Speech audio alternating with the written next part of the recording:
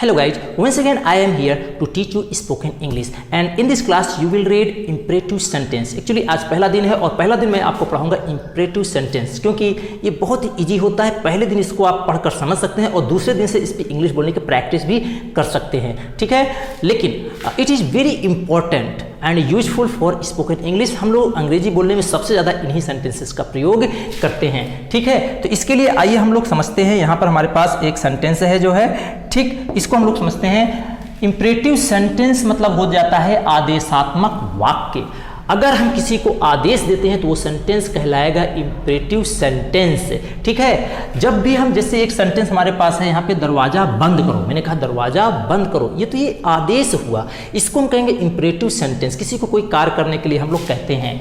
Imperative sentence जो structure होता है, सबसे पहले वर्ब, फिर ऑब्जेक्ट, फिर अदर वर्ड। तो इसी एक स्ट्रक्चर पे आपको क्या करना है, सॉल्व करना है। अब आइए देखते हैं, समझते हैं। दरवाजा बंद करो, तो ये क्या, दरवाजा बंद करो, ये क्या हो गया आपका जो है, वर्ब हो गया बंद करो, और दरवाजा क्या हो गया, ये हो गया ऑब्जेक्ट, वर्ब ऑब्जेक्ट। लेकिन करना क्या है, स्ट्रक्चर कह रहा है कि पहले वर्ब लिखो फिर ऑब्जेक्ट लिखो इंग्लिश में। तो पहले वर्ब लिखो फिर ऑब्जेक्ट लिखो। वर्ब क्या है, बंद करना, बंद करना के इंग्लिश लिखेंगे क्लोज, फिर ऑब्जेक्ट लिखेंगे द डोर, ठीक, ये क्लियर है। सेकेंड सेंटेंस देखिए, इसमें है दे दो, ये क्या है, वर्ब, ये ऑब्जेक्ट, अपनी पेन, तो ये क्या हो गया, अदर वर्ड। तो सेम लिखेंगे, पहले वर्ब लिखेंगे, वर्ब क्या है, देना, देना की इंग्लिश गिव, फिर जो है क्या लिखेंगे, ऑब्जेक्ट, ऑब्जेक्ट क्या है, मुझे, मुझे की इंग्लिश मी। अभी आ गया अपनी पेन, तो अपनी पेन, अपना की इंग्लिश क्या लगाएंगे। यहाँ पे आपको जानना होगा कि अपना का कोई स्पेशल इंग्लिश नहीं, शब्द नहीं होता, जिस मीन्स होता हो अपना। अपना जैसा सब्जेक्ट होगा वैसे आप अपना की इंग्लिश लिखेंगे। लेकिन यहाँ पर कोई सब्जेक्ट क्लियर नहीं है, तो आइए देखते हैं कैसे क्लियर नहीं है। सबसे पहले हम ये समझते हैं कि आई के साथ अपना के इंग्लिश में लोग माई लगाते हैं, वी के साथ आवर लगाते हैं, यू के साथ योर लगाते हैं, दे के साथ देयर लगाते हैं, ही के साथ हिज लगाते हैं, सी के साथ हर लगाते हैं, और इट के साथ इट्स लगाते हैं। तो अब ये पता करना है कि यहाँ पे जो सब्जेक्ट है वो कौन सा है, उसके हिसाब से अपना इंग्लिश आप लिखेंगे। इसके लिए हमारे पास एक सीन है, देखिए यहाँ पे एक लड़का है, ठीक है, तो अब बॉय है। अभी ये लड़का क्या कर रहा है, दूसरे लड़के को ऑर्डर कर रहा है कि दरवाजा बंद कर दो, तो ये फर्स्ट बॉय हो गया। दूसरे को हम कहेंगे सेकंड बॉय, क्या कहेंगे, second boy. Second boy, this means हो गया ये सेकंड पर्सन, ठीक है, सेकंड पर्सन, तो ये दूसरा व्यक्ति हो गया। तो जब भी आप ऑर्डर करते हैं तो किसको करेंगे, पहला लड़का, पहला पर्सन दूसरे पर्सन को ऑर्डर करेगा। ऐसा नहीं है कि फोन करके कहेगा कि भैया आप आ जाओ हमारा दरवाजा बंद कर दो, या तो ये खुद बंद करे या तो इसके सामने जो लड़का खड़ा है वो बंद करेगा, ठीक है।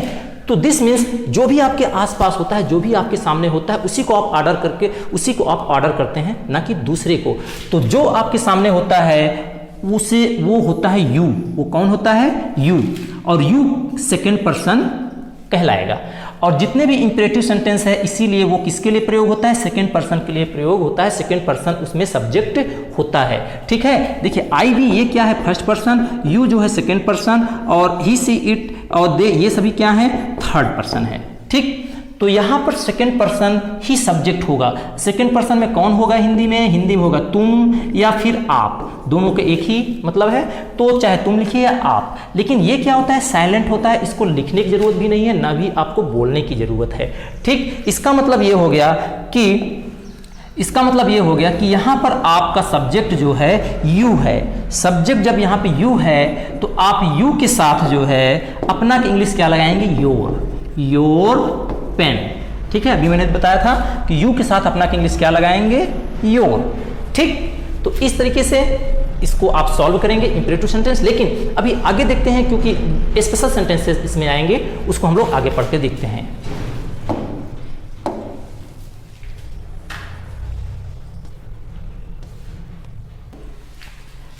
हाँ, तो गाइज इंपरेटिव सेंटेंस में कुछ स्पेशल शब्द होते हैं जिनका प्रयोग होता है, और आप लोग इसको पढ़ने के लिए अलग अलग फार्मूले लगाते हो, अलग अलग स्ट्रक्चर को सॉल्व करते हो, इससे आपका बिना मतलब का माइंड पे बोझ बढ़ता है। तो आप कॉन्सेप्ट को समझ लीजिए अच्छे से, अलग अलग स्ट्रक्चर को रट्टा मारने की जरूरत नहीं है, क्योंकि ये एक ही स्ट्रक्चर पर बेस्ड होता है। वैसे देखा जाए तो पूरी इंग्लिश केवल 5, 6, 7 स्ट्रक्चर पे ही बेस्ड है, जबकि आप 50 से लेकर 60 स्ट्रक्चरों को लिखते हैं अपनी कॉपी में, जिससे आपका माइंड और उलझ जाता है। ठीक है, अब आइए देखते हैं हम लोग पहला, यहाँ पे ना और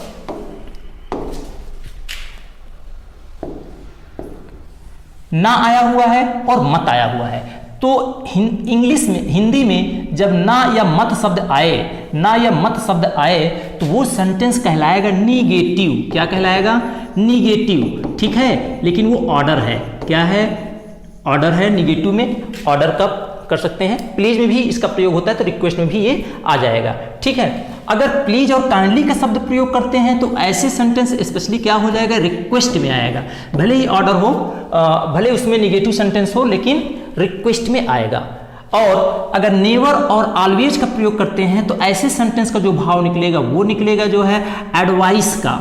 ठीक है, अच्छा, ये बिल्कुल एकदम जरूरी नहीं है कि उसमें नेवर और ऑलवेज शब्द आना ही चाहिए। अगर ये शब्द नहीं आते हैं तब भी सेंटेंस एडवाइस होता है। जैसे डॉक्टर आपको कहता है कि दवा समय पर लीजिए, उसमें नेवर या ऑलवेज का प्रयोग करे या ना करे, लेकिन वो सेंटेंस क्या है? एडवाइस है। तो कंडीशन और सिचुएशन के हिसाब से you will have to understand that there is advice for you और नॉट। ठीक है, अच्छा, इसके अलावा हम लोग do, keep, start, stop, let us, let's, ये दोनों सेम है, लेट का प्रयोग करते हैं। तो इन सभी को हम लोग अलग से पढ़ाई करेंगे, एडवांस क्लास हो जाएगी इसके लिए जो है। ठीक है, और आज हम लोग पढ़ेंगे इन सभी को, समझते हैं। एक ऐसा रूल देते हैं, समझाते हैं एक ऐसे तरीके से कि आपको बार बार अलग अलग स्ट्रक्चर नहीं पढ़ना होगा। ठीक है, तो आइए हम लोग इसको सॉल्व करते हैं एग्जाम्पल की मदद से।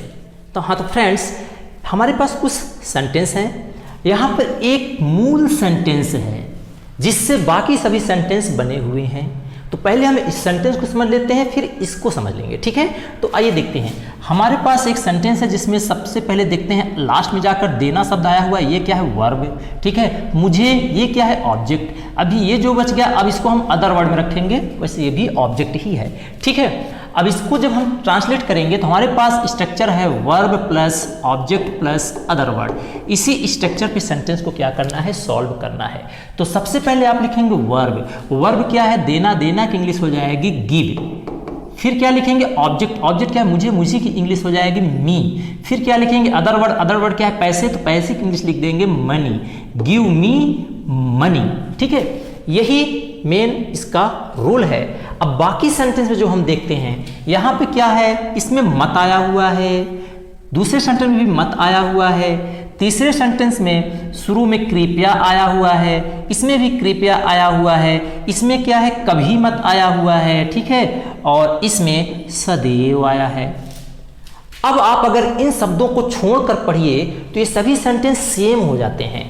मुझे पैसे दो, मुझे पैसे दो, मुझे पैसे दे दो, मुझे पैसे दे दो, मुझे पैसे देना, मुझे पैसे देना।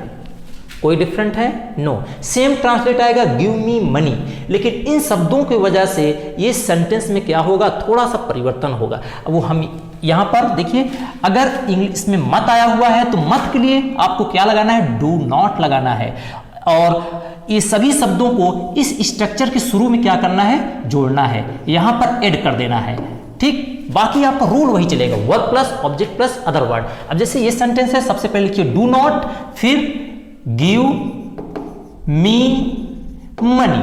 ठीक है, गिव मी मनी। दूसरा सेंटेंस है, ये तो मैंने सेम बनाया है, यहाँ पे ना रखना है, ना के लिए मैंने एग्जांपल दिया है, ये दोनों सेम सेंटेंस है। कृपया मुझे पैसे दे दो, कृपया मुझे पैसे दे दो, दोनों में कृपया आया हुआ है। तो कृपया के लिए आप प्लीज भी लगा सकते हैं, और क्या लगा सकते हैं? काइंडली भी लगा सकते हैं। अगर बहुत सा हृदय की भावना हो तो आप वहाँ काइंडली का प्रयोग कर लीजिएगा। ठीक है, अदरवाइज नॉर्मली प्लीज का प्रयोग आप करते हैं। ठीक, तो सबसे पहले क्या करना है? शुरू में कृपया की इंग्लिश लिख दीजिए प्लीज। बाकी आप मुझे पैसे दे तो वही ट्रांसलेट करना है, verb plus object plus other word. Verb है आपका गिव मी मनी। ठीक है, सेम इसी प्रकार से यहाँ अगर इसमें काइंडली लिखना है तो काइंडली लिख के लिख दीजिए give kindly give me money. Next sentence देखिए, यहाँ कभी मत आया हुआ है। अगर कभी मत आता है तो सबसे पहले आप नेवर का प्रयोग करिए। किसका प्रयोग करिए? नेवर। बाकी same sentence, never give me money. ठीक है, वर्ब ऑब्जेक्ट अदर वर्ड। अगर सेंटेंस में सदैव शब्द आता है, सदैव आ जाए, सदा आ जाए या हमेशा आ जाए, तो सेंटेंस के शुरू में लगाएंगे ऑलवेज। उसके बाद आप सबसे पहले लिखेंगे वर्ब। वर्ब क्या है? देना। देना की इंग्लिश हो जाएगी आपकी गिव। फिर ऑब्जेक्ट। ऑब्जेक्ट क्या है? मुझे। मुझे की इंग्लिश हो जाएगी मी। फिर अदर वर्ड आपका हो जाएगा पैसा। पैसा की इंग्लिश लिख देंगे मनी। ठीक है, कहने का मतलब ये सभी सेंटेंस केवल एक ही स्ट्रक्चर पे सॉल्व होंगे। अगर कोई अलग से स्पेशल शब्द आ रहा है तो उसको आप सेंटेंस के शुरू में प्रयोग करेंगे, बस अलग अलग तरीके स्ट्रक्चर से इसको मत पढ़िए। ठीक है, कुछ एग्जांपल्स हमारे पास और हैं जिसकी मदद से आप और आसानी से इसको क्या कर सकते हैं, समझ सकते हैं। देखिए हमारे पास यहाँ पे कुछ सेंटेंस दिए हुए हैं, तो इस सेंटेंस को देखिए और इसको सॉल्व करिए। नियम का पालन करो। नियम का पालन करो, तो ये इंपरेटिव सेंटेंस है। नियम का पालन करो, तो सबसे पहले आपको देखना है इसमें वर्ब क्या है। वर्ब है पालन करो और नियम का ये क्या है, ऑब्जेक्ट। स्ट्रक्चर कह रहा है कि verb plus object plus other word, यही आपको ट्रांसलेट करना है। तो सबसे पहले फॉलो, फिर क्या लिखेंगे, ऑब्जेक्ट। ऑब्जेक्ट क्या है, नियम। Follow the rules. ठीक, नेक्स्ट सेंटेंस है सदा सत्य बोलो। इसमें सदा शब्द आया, मैंने कहा था सदा आता है तो शुरू में लगा देंगे ऑलवेज। क्या लगा देंगे, ऑलवेज। ऑलवेज। अभी क्या है, बोलना शब्द वर्ब है, सत्य क्या है, ऑब्जेक्ट है। ठीक है, तो सबसे पहले वर्ब की इंग्लिश लिखिए। वर्ब बोलना, स्पीक, और फिर सत्य का हो जाएगा ट्रुथ। ठीक, नेक्स्ट सेंटेंस देखिए, इसमें कभी मत आया हुआ है, तो कुछ नहीं करना है, केवल कभी मत का इंग्लिश आप स्टार्टिंग में लिख दीजिए, नेवर। उसके बाद वर्ब, फिर ऑब्जेक्ट। तो वर्ब क्या है, बोलना। बोलना की इंग्लिश यहां पे लिखेंगे टेल, और झूठ का लिखेंगे अलाय।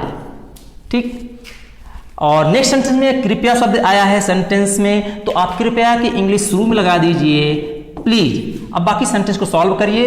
वर्ब फिर ऑब्जेक्ट। वर्ब क्या है, हेल्प, और ऑब्जेक्ट हो जाएगा मी। ठीक, उसे आज ना बुलाओ, यहां ना शब्द आया है, निगेटिव है, तो ना के लिए शुरू में आप सेंटेंस में लगा दीजिए डोंट। फिर वर्ब। वर्ब क्या है, बुलाना। बुलाना की इंग्लिश लिखेंगे कॉल, और फिर ऑब्जेक्ट। ऑब्जेक्ट हो जाएगा मी, अदर वर्ड में हो जाएगा टुडे। ठीक है, इस प्रकार से सभी सेंटेंस को सॉल्व करेंगे। अभी मैंने इसके बाद एडवांस क्लास में कुछ हम आपको डू, लेट, लेटस और कीप, स्टॉप, स्टार्ट का प्रयोग आपको करना बताएंगे, तो वहां पर भी यही रूल चलेगा, कोई अलग सा रूल नहीं चलेगा। तो अगली क्लास के लिए आपको मेरे चैनल को सब्सक्राइब कर लीजिए, ताकि नेक्स्ट क्लास भी आप मेरी अटेंड कर सकें। ठीक है, वीडियो अच्छा लगा होगा तो चैनल को सब्सक्राइब जरूर कर लीजिएगा। Thank you very much for watching my full video.